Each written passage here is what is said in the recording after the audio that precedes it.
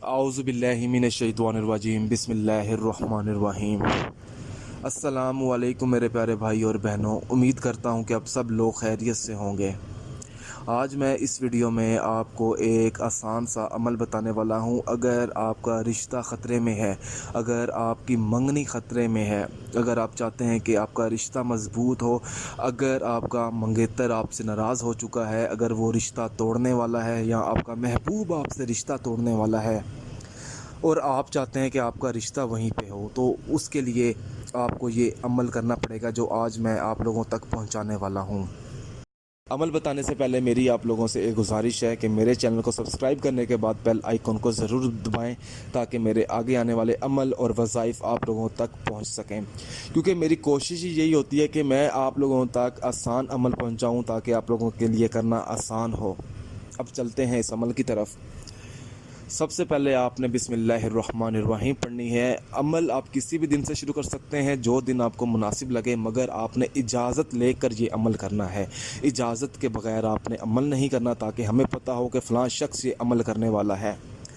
आपने एक दिन सेलेक्ट कर लेना है। मिसाल के तौर पर अगर आप आज कर रहे हैं तो किसी भी नमाज के बाद आप बिस्मिल्लाहिर्रहमानिर्रहीम पढ़ें।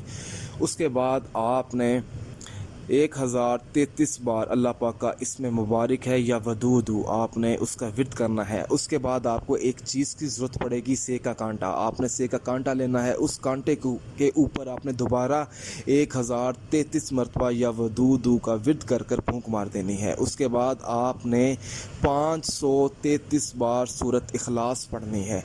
सूरत इखलास पढ़ने के बाद आपने एक बार आयतल कुर्सी पढ़नी है और 11 बार दरूद पाक पढ़कर इस कांटे के ऊपर आपने फूंक मार देनी है।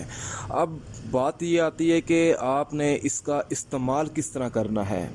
मेरी कोशिश यही है कि मैं आप लोगों तक आसान तरीका बताऊं और इसका इस्तेमाल भी आसान बताऊं।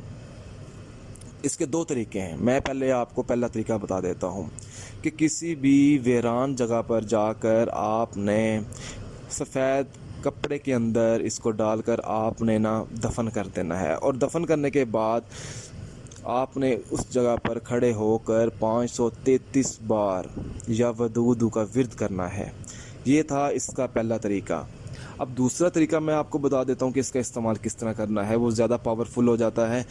कब्रिस्तान की हदूद से बाहर तकरीबन 7 या 8 मीटर बाहर आपने इस चीज़ को आपने दबा देना है ज़मीन के अंदर, और दबाने के बाद आपने जब आप दफन कर देंगे तो आपने इसके ऊपर खड़े होकर 533 बार या वदूदू का विर्द करना है और उस जगह पर आपने फूंक मार देनी है। अगर आप मुझसे कुछ भी पूछना चाहते हैं या कोई ऐसी चीज़ है जो आपको समझ ना आई, तो आप मुझे इस वीडियो के नीचे कमेंट कर सकते हैं या आप मेरे व्हाट्सअप नंबर पर रब्ता कर सकते हैं। अगर आपको ये अमल पसंद आया है तो इस अमल को ज़रूरतमंद लोगों तक ज़रूर पहुँचाएँ ताकि उनका भी भला हो और आपका भी भला हो। जज़ाकल्लाह।